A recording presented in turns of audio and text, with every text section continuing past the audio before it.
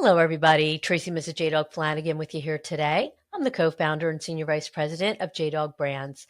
Welcome back to another exciting episode of Tactical Treasures podcast, sponsored by the JDog Foundation.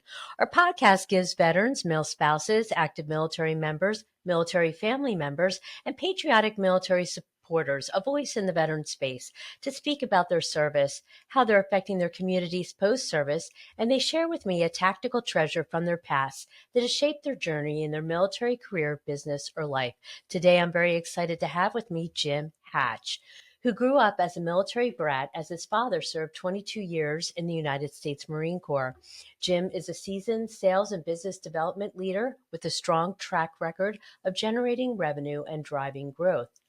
Jim has successfully provided sales and business development services to a diverse range of clients, including Accenture, the American Freedom Foundation, the National District Attorneys Association, and the Virginia Department of Veteran Services.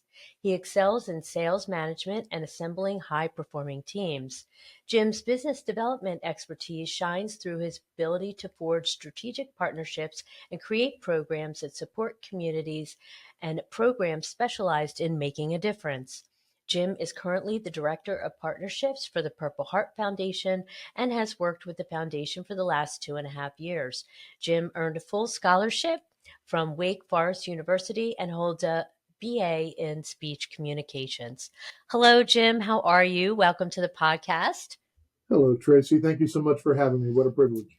Of course, of course. And thank you so much for your family's service to our country. You know, you don't know it growing up, you just live it. And at the Right. end of the day, mom and dad always said, wherever we go, we're going to leave it better than the way we found it. So, Oh, that's I think awesome. that's been ingrained from day one. So thank you. That's great. So that's a great segue because my first question is your dad, obviously career military, 22 years of service. So what was it like growing up as a military brat? Well, I'd probably first off to address he was a Marine. So that Hmm. alone made from what we understood is stand a little taller and a little straighter. And I don't say that of a knock on any of the other branches. I know they're all extremely important in the role they Right. play.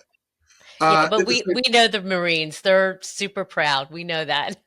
Right, there's a different side. Well, no such thing as an ex-Marine, so that says that pretty well Yeah. as well. Yeah. Dad loved what he did, and that was apparent. My mother loved being a military spouse in ways that she could help to give back. That said, he was in cryptology communication, and I know through because he didn't talk a lot about what he did, but through others, we learned that he took the first stationary platoon of Marines into Vietnam as advisors, and then went back for a second tour of duty under then Captain Gray, who went on to be Commandant Gray. So he retired as Deputy Director of Intelligence of the Marine Corps and truly loved being involved of moving all over the world and being a part of a program that was a lot bigger than himself. Wow. Wow, that's amazing.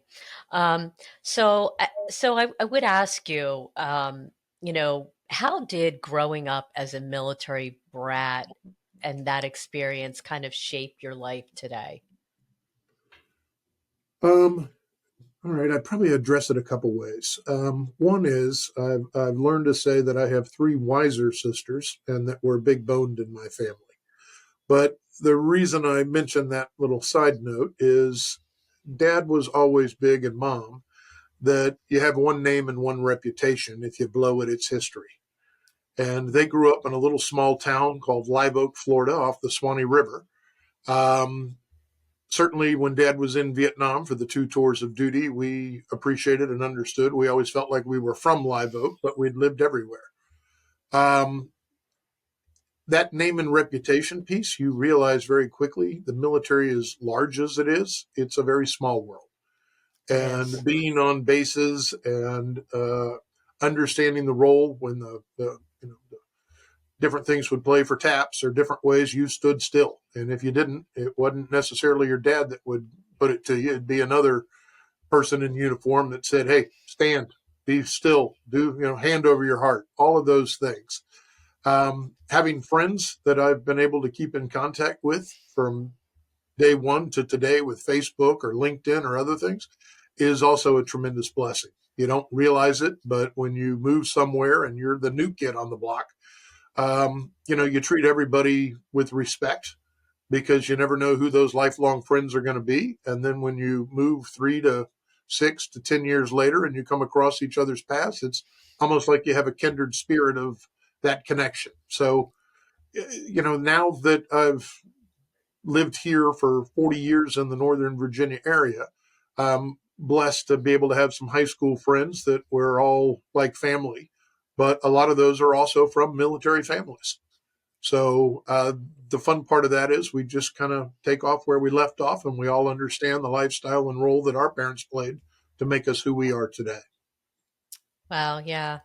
Yeah, I've had a couple military brats on my on the podcast, and they talk about the kindred spirit with fellow military brats living the same kind of life. Yeah, that's really amazing.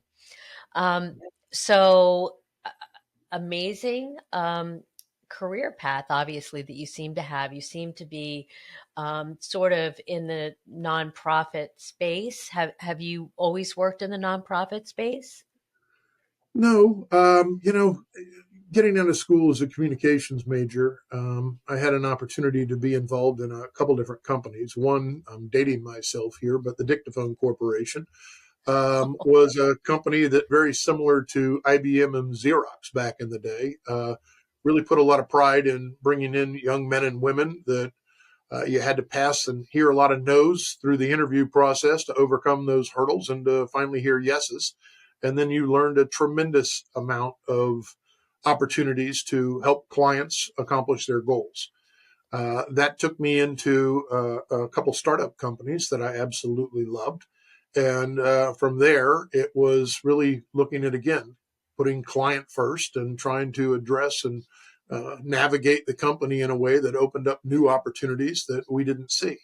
And the fun part for that is I was able to work with some key accounts. All right. One of these, again, in dating myself, was TV Guide and some of the different things that in the magazine industry that then became digital. Voicemail and messaging as a service, right? Back when there were Right. cassette tapes and others. Hmm. But then as I started to have my own entrepreneurial efforts with starting a web company, we literally would go in with a 50-foot phone cord and put into a fax machine because you couldn't go out through the switchboard and the PBX systems and dial in on a 14.4 modem and say, this is what the internet's all about. And for us, working with companies like Wolf Trap and Ford's Theater, through some of the park services and some of the different national treasures, Grant Hill is a professional athlete. Lots of ways that we actually found sponsors before we ever launched websites. So a lot of fun to work in some of those industries. Eventually, I started to work more in some of the tech industries. And with that, started to work with some of the military nonprofits. And that was Oh, something that I took a lot of pride in with Sergeant Major Tilley and his organization, to working with the Purple Heart off and on over the years, and then joining them about 2.5 years ago, full time. So have just been blessed to be able to work with organizations that I know make a difference and give back. yeah, yeah, that's great. So so working with other military nonprofits, I'm sure that that kind of segued you into the position that you hold now as director of partnerships for Purple Heart. How did that come about? Can you talk to me how you found your way there? Yeah, so kind of a fun story in certain ways that maybe I put to fate. So with Dad in the cryptology communication side, he was in Nav Fleet, which was over in London, England. We lived there for 3 years. That alone makes you appreciate other cultures, but it certainly makes you appreciate America when you're not touching American soil for 3 years. Um, that said, it was the Esau family, Colonel Dick Esau, that was the gentleman that said, "Hey, if you're going back to Northern Virginia, Bob Hartage, Annandale football, it's where you need to be." The irony of that, again, my father played at University of Florida before going into the military, and I was lucky enough to play on a team that did very well and was ranked number one in the state and number one in the country. That opened up those doors for me to know education and football would help to at least get things to the next level. I tell you that story because I, through Dictaphone Days and others, was working at ID Art Media, that was a direct mail division. And based on my entrepreneurialism, they said with the Yellow Pages kind of slowly fading out, can direct mail take us to the next level? So I started with 2 reps and ended up with about 80. And one of the reps and I went into a building and I said, well, now that we're out of the building, let's go left and go right and see who's here. And I knocked on a door and went in, and I hear this, and I said, oh my God, I know that voice. And around the corner came Colonel Dick Esau, who was the president of the Purple Heart Foundation. Oh, wow. And in that regard, he shook my hand. He dropped me to the ground. He was a Marines Marine and big guy, and basically said, tell me what you're up to. And I mentioned direct mail and phone tracking. And he said, let me show you a packet. And it was a money mailer and a Val pack. And he said, we do direct mail. How can you help us? And I said, well, you're putting a call tracking number because we're with the phone company.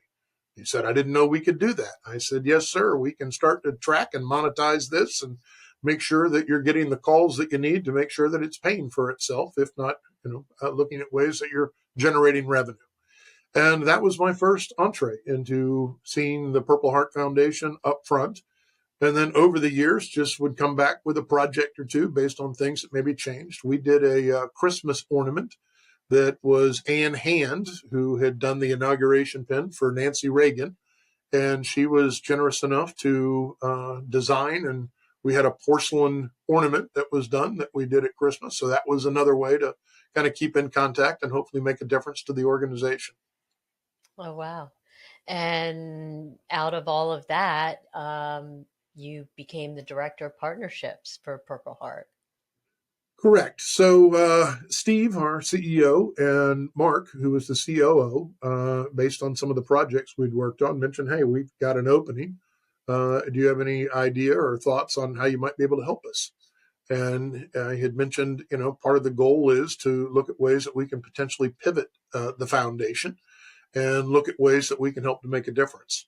So these were some of the programs that we discussed and talked about. And some of these programs I'm still trying to implement and get to the next level of some of the things that we're doing here today. So absolutely. Yeah, that's great.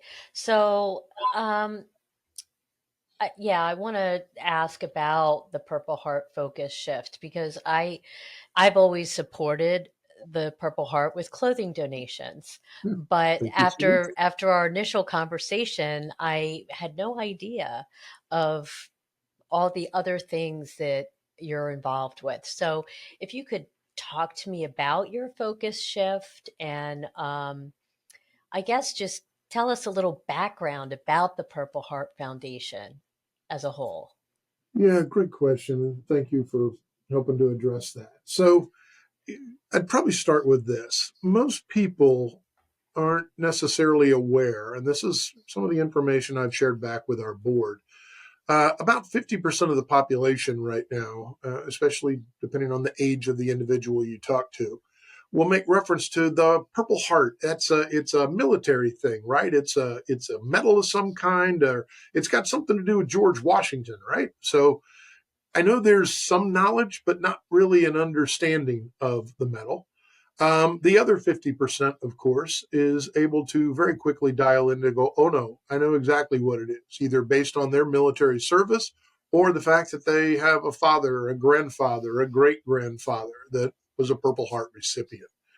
The bigger question, like a lot of the military nonprofits that are out there, is really trying to address what it is that we do. So before I jump into that piece, I guess I'll start from the beginning.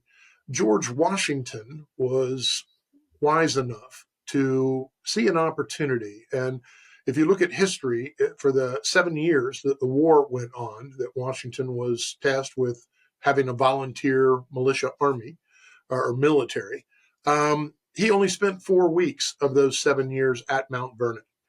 So he was with the troops and was known to spend the holidays with the different troops to understand their religious beliefs. And at the same time, the things that motivated them is why they came to America. Because of that, he created the Purple Merit Badge, or the military badge of honor. and ways that he specifically designed that with purple because it was a difficult dye to get a hold of.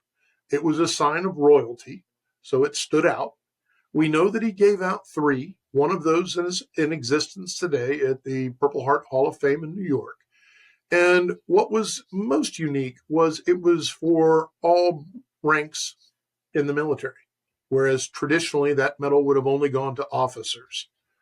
Now, that medal sat dormant, really, for the most part, until after World War I.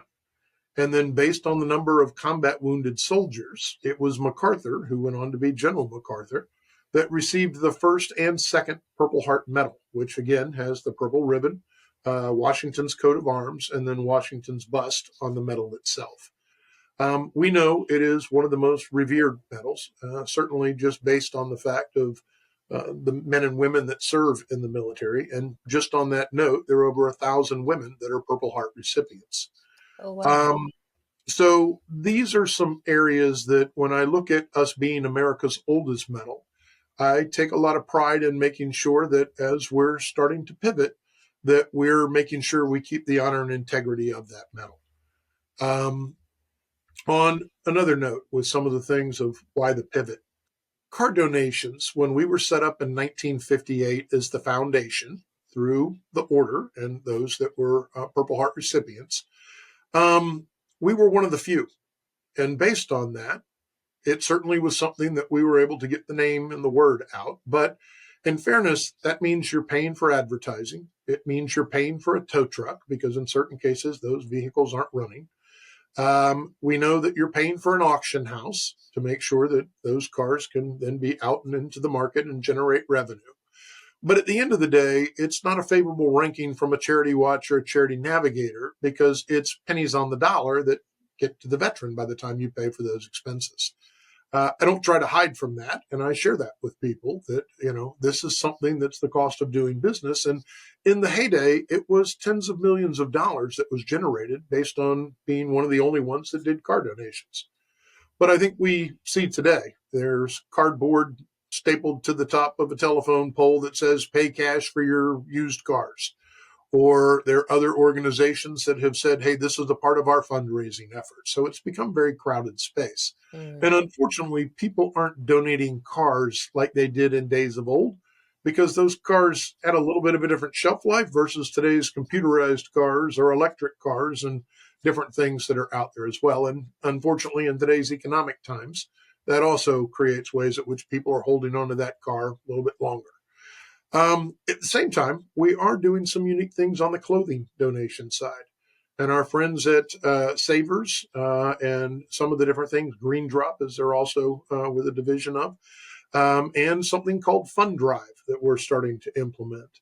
In essence, we know that that does make a difference. Now, again, in certain cases, what was going to your home with trucks, those days are starting to change a little bit, kind of like the Uber world that we all live in. So in this particular case, we know it's important to look at ways that through the community, we can make it easier. And looking at Savers and Green Drop, whether it's specific stores and locations that you can drop off clothes on behalf of the Purple Heart and see our logo and ways that those clothes make a difference, is certainly been helpful and beneficial, more cost efficient. And, excuse me, they've also created trailers and other things that are out in strategic locations. So as opposed to actually having a huge truck, they actually have a trailer that's set up that you can pull right up to. An individual steps out, puts the clothes in, and they make the one loop and clothes are then dropped and donated. And the exciting part of Fund Drive, which is a new activity that we're helping to spearhead and be a part of, is looking at junior ROTC and ways that through service hours, we're working back with some of the, I'll tell you, impressive students that are looking you in the eye, shaking your hand with a firm handshake. Yes, sir. Yes, ma'am. How can I help you? They're creating clothing drives at their schools that are helping to make a difference. And based on that, that's also saving time and saving money. So those are some of the programs that our traditional donations to have started to morph and try and make a difference in that regard. The pivot itself, there are really four things that we try and focus on that we can say are programs that we want to support. But, excuse me, as we know, I'll start the first being our service dogs. Mm, It's amazing that every 2 years we donate a service dog to a veteran or family in need. Um, Going to those events and seeing the connection, seeing that veteran work with that dog for the week, and then at the end make the formal presentation of granting that dog to that individual. There's a bond that already starts, and mhm. it's tremendous. Those dogs are named after past board members. So it's a way that we can honor the Purple Hearters and those dogs. But at the same time, we also know that's a one on one relationship. And it's expensive at the end of the day to train a dog, and not all Sure. dogs qualify.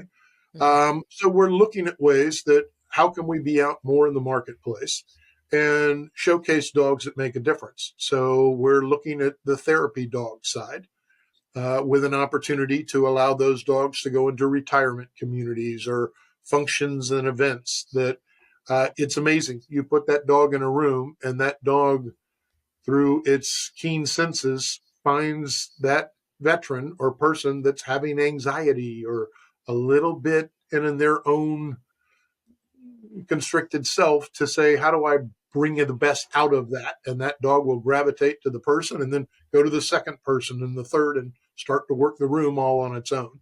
So that's one of the ways that dogs are not as expensive. There's not as much training in that regard. So we're looking at how we can continue to transition our service dog side into the therapy piece. Scholarships, extremely important to us. It's teaching people to fish. So we know that through Purple Hearters, Purple Heart spouse, Purple Heart descendants, or Purple Heart grand descendants, these are ways that traditional scholarships we know are helpful with $1,000 or a $2,000 opportunity to help them transition into higher education. Yet at the same time, we know to be pertinent to today's transitioning veteran and those families, the days of 4 year GI Bill, come back from the war and do college Mm, is not today's transitioning veteran. So we've started to partner with companies like Empower and V School. In that particular case, the reason that's important is because it's accreditations, it's certifications, ways at which you can take a 10-week or an 18-week computer course and be hired by Microsoft on the spot. And it's about a 98%, 96% acceptance rate for those that go through the programs. So how we can help, because we very much appreciate, in fairness to the veteran, they've never really interviewed, right? sure. They've gone into the military, but now Right. that they're out, what does this commercial world look like? And is this really the job that I want the rest of my life, or is this something that I know I need to transition to see if I can support my family? So, excuse me, those are ways at which we're looking on the education side. The critical assistant grant one certainly to us is unique to us and is probably one of the most important things. And the unfortunate part of this, Tracy, is we open up once a quarter funds for critical assistant grants. It is a one-time grant up to $2,500. Um, we know it makes a difference, but at the same time, today in pivoting, we're really looking at financial literacy programs. Mm, In other words, we very much appreciate that if, as an example, I've got a brand new car in the driveway, but I'm not paying my mortgage, then there may be an issue that needs to be addressed. At the same time, if I've lost a loved one and had to pay for military or pay for funeral expenses, potentially lost my job, or I'm having health issues, how do I get back on my feet and recover? So right. we know that the $2,500 helps, but we want to support it with ways that we can have veterans swoop in. Through our website and our partnership pages, Veteran Mortgage Solutions has been one of those, being veterans. A lot of the partners that you see on our page are veterans or veteran friendly organizations that Hmm. understand the importance of supporting veterans and families in need. So we continue to look at ways that through companies that are coming in. Most of the companies that want to partner say we'd love to sponsor a critical assistant grant once a quarter or a one-time grant or multiple grants throughout the year. So different ways that we see the importance of that. As I shared, the unfortunate part based on the need and the environment in our economy and our world today, um, what was 21 to 30 days of us having funds until they were exhausted. This last critical assistant grant was 7 to 9 days, and we Oh, were wow. out of exhausting funds. So there's a big need there, and we want Mhm. to help educate people and empower them to be able to provide for their families and for themselves. Um, the fourth one, and needless to say, this is the one that for me is in a lot of ways very pertinent because who better to talk about mental health issues than a combat wounded soldier? In other words, you and I some days get out of bed and go, "Ooh, today may be a tough day. I'm not feeling something." And I know a lot of people have some of those feelings. But to put yourself in place of a Purple Hearter who every day wakes up, and whether it's an ache or a pain from shrapnel or other things or loss of a limb that they're having to overcome, they don't complain. They get up and they provide for their families and they provide for themselves. And in most cases, a lot of them don't even talk about the fact they're Purple Hearters, right? They are looking at life beyond that. I love the phrase post traumatic growth, right? Mm. Yeah. So for me, these men and women are looking at the world to say, I've come out stronger. I had hurdles, but how am I working through those hurdles? So we're pivoting on a couple different ways here that I think are pertinent to be able to support the veteran in those times of need. We're doing it on a simple note with a veteran yoga project who's recently come aboard to the team. What I love about that is the young lady that has started the organization, Brianna, is Mhm. a Marine herself. Her husband's active duty Marine. Yes. But we have talked about what's mindfulness and meditation and some of the ways that can maybe be of assistance to some of the older population that maybe can't physically get up and do some of the things that they once did. Yeah, Um, Brianna's great. She's I've had her on my podcast. I oh, uh I absolutely. I I love the yoga project. I love the work that she's doing there. I think it's fantastic. I couldn't agree with you more. And we're blessed to have her as part of the team and the fact she's willing to help us as much as she can. Oh, that's amazing. Yeah. The other one I'll touch on a couple different notes. We're looking at programs that Hives for Heroes has recently come aboard. Beehive collecting, to go into a zone and to be kind of one with the bee and the environment, we know is calming for veterans. So it's a win-win. And we're working together now to create a Purple Heart honey. Uh, Interesting part of that is in the 60s and 70s, we were one of the leading countries in the world producing honey. And now Wow. we're in the teens. So certainly these are some ways at which I think Steve and I can work back to create some programs to hopefully put this back into a spotlight because of the win-win of what's involved there. We're working with Mark Riley. Mark is a retired sergeant major in the Honor Guard and Fife and Drum Corps. Mark set up based on traveling and playing around the world, the Washington Tattoo here in the DC area. What I love about Mark is he really is looking at from rudiments to opportunity. And these are disadvantaged youth that receive an $8 pair of drumsticks and can go online with a curriculum that he put up to learn about the drum as a communication tool. Flank left, flank right, fix bayonets, retreat, double time. Different ways that Mark is educating people. And again, most people have no idea the largest employer of musicians in the world is the U.S. military. Oh, And wow. I didn't know these, that. right. And these men and women, you get into Juilliard, or if you don't get into Juilliard, then you consider the president's own. And if you don't make the president's own, then you go into each branch of the service. And not only is there the history of the music, but there's also the entertainment aspect of it. And Wow. we know music creates happy endorphins. Mhm. Next thing you know, your foot's starting to tap and you're up and dancing. And these are some things that Mark and I are working towards with rudiments to recovery. because we appreciate the role that music plays. And you touched on earlier being a military brat, military child, growing up on the bases and seeing the bands play and entertain. They truly are the best of the best. Wow, So that's really awesome. these are some of the different programs that Hmm. we're starting to pivot. And, in fairness, looking at the best of the best, nobody does funerals better than the military. It's about pre planning, which only 2% of the population does. And it's crazy because it's the kindest thing you'll ever do for your family. My dad took a lot of pride in saying that, hey, all you have to do is show up. Everything's taken care of. And at the end of the day, I just want it to be about celebration of life. Right. So this is why we partnered with a gentleman, Sunbeam 369.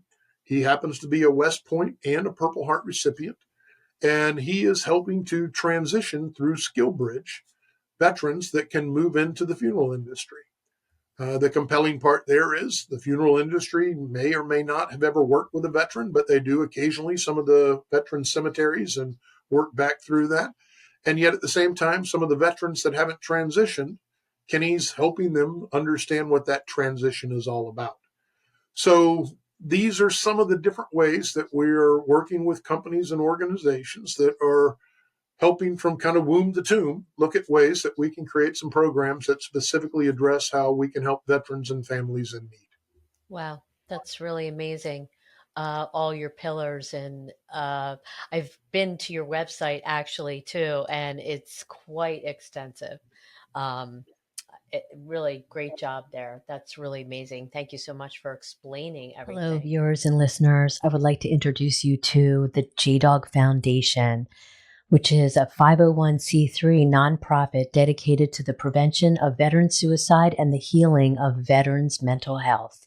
100% of all proceeds received by the JDog Foundation goes directly to several foundations focused on the mission of saving veterans' lives. Each partner is hand-selected by our executive director, Jerry Flanagan, with input from the assistant director, Tracy Flanagan, and the JDog Foundation board members. Our foundation's motto: saving lives, one veteran at a time. Go to jdogfoundation.org to take a look at everything that we're doing there and the organizations that we're partnered with. You can also donate, and there's also a support line if you're in need of help. Thanks. Check us out, jdogfoundation.org. Um, so how can people get involved with the various pillars? Is it just donations of clothing, cars, or even donations, monetary gifts? Correct? Sure. Well, correct. We're blessed that through the website, we have a lot of people that come onto the site and will make a donation in honor of somebody.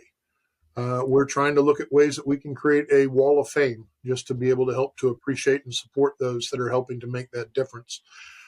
We haven't done a great job historically to look at volunteers, but you can bet I welcome that. I'm here in the Washington, D.C. area. We know that there are a lot of people that retire out of the military and based on their retirement work for a government contractor here in the D.C. area Hmm. or on the commercial sector. But it's their spouses or they themselves would love to be a part of ways that we can put on events or do different things.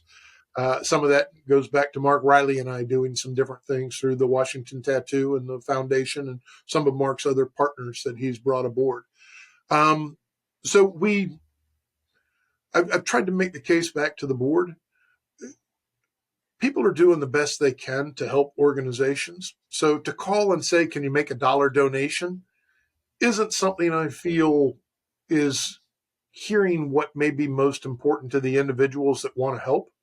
And for some, it may be about helping time. For others, it may be about helping to create relationships with companies or friends that they know that would like to give back. And then at the same time, there are those that continue to say, yes, I'd like to do a monthly donation. So we Hmm. look at that in ways that now through your mobile device or Venmo or PayPal or different ways that we might be able to continue to look at some things. Just on a fun note, there's a wonderful company that we partnered with called Give Credit. What we love about them is they came in and not only helped to beat our credit card rate for the services and fees that we were paying, but they have now been giving back 25% of their processing fees to us as their charity of choice. Oh, wow. And for others that are out there, anybody that uses that service and says, I'd like to help this to go to Purple Heart, or I'd like this to help to go to other charities, they want to support those efforts. And to me, it's just trying to look at ways that we can work a little bit smarter and work a little bit harder to do some things that can make a difference just by doing what you do every day. And I think if we can continue to look at ways that we can support the companies that want to support our veteran community and families in need, then I want to create those opportunities to say, how do we make it easy for you? Because we'd love to have your help. Right, right. That's great. Thank you so much for that information. If there's a veteran that is in need, are they able to contact you for services to see if they qualify for your services? And just briefly, if you could just walk me through how that might work. Sure. So here's the good and the bad. The bad is we get those calls on a daily basis, right? I'm There's sure. Yeah. always veterans and family members in need. In certain cases, we're not the first line of defense based on some of the 4 pillars and some of the things that we focus on.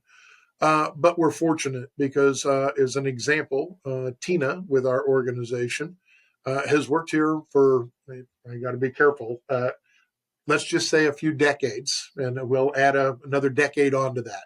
So I say that knowing that Tina's been with us for over 40 years. Wow. Her husband is a Purple Heart recipient. We joke internally that Tina knows where all the bones are buried. She's seen a lot of changes and things that have taken place, but my goodness, she is an expert in just about all of it, and that's not easy to do. So we try and create ways through our website that there are links to resources and ways that we can help veterans. In a lot of cases, we try and have relationships where if somebody's lost a Purple Heart medal or found one, then we can try and look at ways that we can put them to companies that actually help to connect those Purple Hearts with the individuals or the family members. So different ways, depending on what the task is, that we know it's important to answer our phone. I think too many companies today don't even put phone numbers on their websites. And that's a little frustrating to me when you're trying to reach out and say, how can we help you to help us to help everybody? But at the same time, for us, we answer the call and we try and point people in the right directions with the experts that Tina and the organization has built over the years. So, working with others, it's important because at the end of the day, we're here to support veterans and families. So the more the merrier in ways we can do that, then we want to make sure we can help. Great. That's awesome. Okay. So, Jim, we've now come to the burning question that I have to ask you. Okay. And that is, what is your tactical treasure, sir, that you would like to share with us today?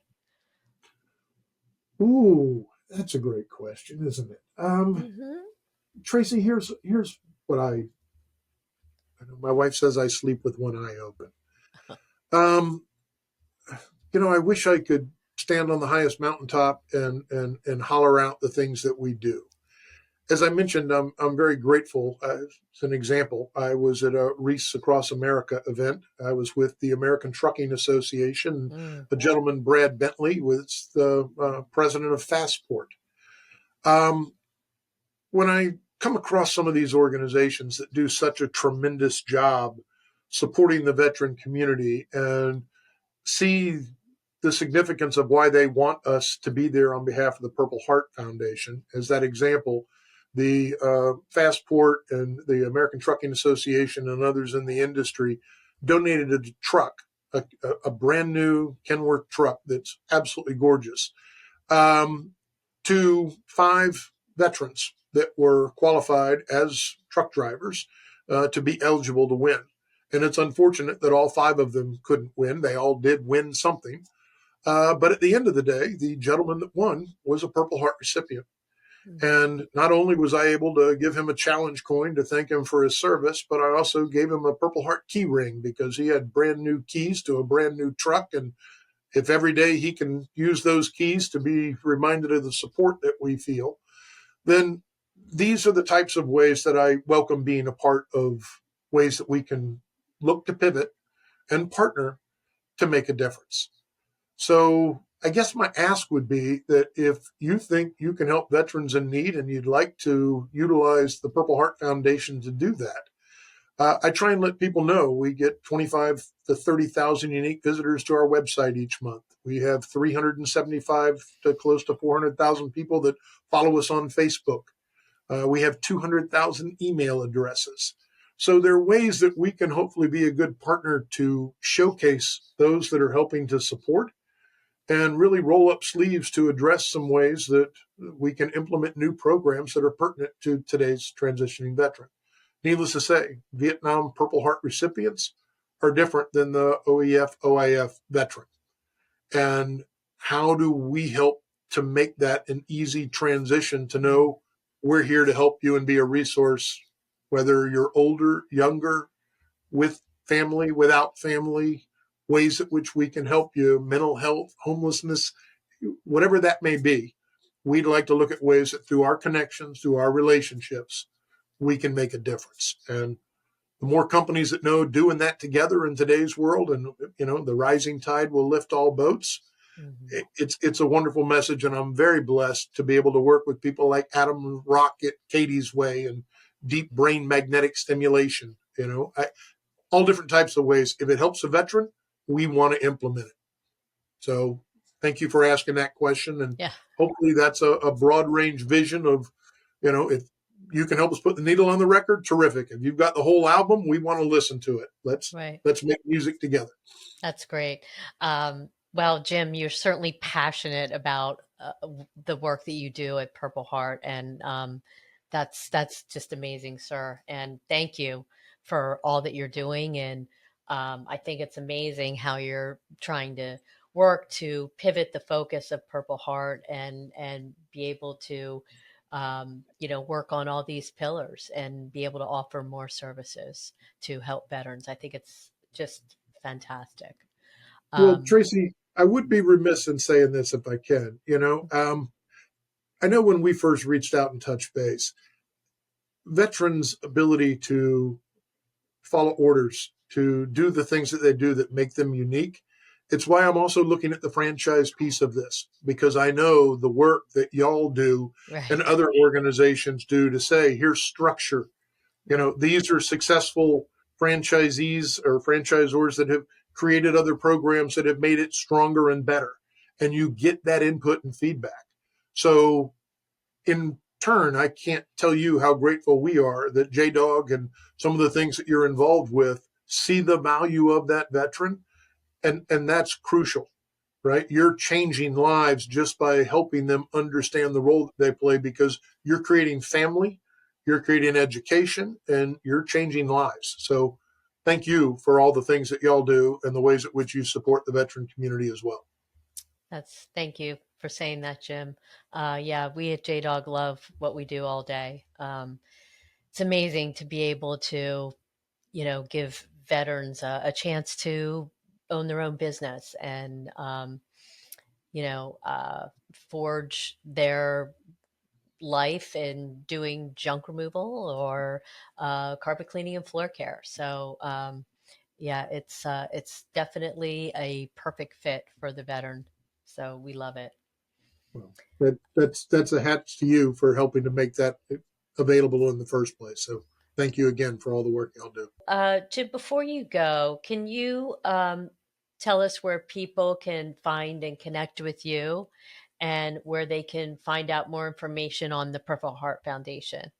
We are here in the Washington, D.C. area, Northern Virginia, technically. A couple different ways. Certainly, I tend to give out my cell just because I goes back to that pet peeve of mine. Answer the phone. Answer the phone. So my cell is probably the fastest way, and that's 703-505-3355. It's also on my LinkedIn profile in ways that people can have access. My email is jhatch, Hatch, at purpleheartfoundation.org. And certainly our website is purpleheartfoundation.org as well. So through those vehicles, you can find me to be able to email through the site, see the work that we do, or just call me directly to say, hey, really want to just chat with you to learn more, or talk about ways that we could work together. And I'd be more than happy to take those calls or answer emails. And then we certainly have those responses to your earlier point. If you want to support the dogs, there are ways you can support the dogs. If you want to help with critical assistant grants, we want to help to make it easy in ways that you can support the things that you believe in and the causes you want to support. That's great. Thank you for that information. We'll make sure that we get that information out to the masses, Jim. And thank you so much for coming on and taking the time and sharing all that you did today. It was really amazing, and you're doing great work there at the Purple Heart Foundation. And thank you for all you do. It's an honor and a privilege. So I'm blessed to be in this position, and thank you for the support and opportunities just to chat with you today. Okay. Yeah, it's been amazing. Thank you, Jim. Hello, viewers and listeners. Thank you so much for tuning into this episode of Tactical Treasures Podcast. We've just finished up a very informative and amazing conversation with Jim Hatch, who is a military family member, with his father having served 22 years in the United States Marine Corps. He is now the Director of Partnerships for the Purple Heart Foundation, which is a 501c3, and its mission is to enhance the quality of life of Purple Heart recipients and other honorably discharged veterans and their families through several programs, such as critical assistance grants, providing resources related to TBI, PTS, mental health, and suicide prevention, academic scholarships, and service dogs, to name a few. The support they receive from donations and partnerships with veteran-owned and veteran-friendly organizations helps them carry out their mission. In addition to accepting financial donations, they have a national vehicle donation program and a clothing donation program through Green Drop, and they also hold several fundraising events throughout the year. To learn more about donating, and if you are a veteran in need of services, please visit their very extensive website to see the many services that are available. Go to purpleheartfoundation.org. And if you would like to get in touch with Jim Hatch personally, he is happy to help assist. You can reach out to him on LinkedIn, Jim Hatch, or you can call him on his cell phone, and he says he will take the call, 703-505-3355, or reach out to him through email, jhatch@purpleheartfoundation.org. Thank you for tuning in, and don't forget, you can find Tactical Treasures podcast on all your favorite podcast streaming platforms, as well as Vet TV, American Grit, and our dedicated YouTube channel. We are now airing on Reese Across America Radio on Thursdays at 7 p.m. Eastern and Saturdays at 1 p.m. Eastern. You can also find Reese Across America Radio on the iHeartRadio app, the Odyssey app, and the TuneIn app. We are also proud to share that our JDog Foundation is a Reese Across America sponsorship group. For each $17 Veterans Wreath you sponsor, $5 goes directly back to the JDog Foundation, whose mission is to prevent veteran suicide and heal veterans' mental health and PTSD. You can donate right now at reacheacrossamerica.org/JDog. Again, thanks for joining us, and we'll see you again on another podcast real soon. Bye-bye now.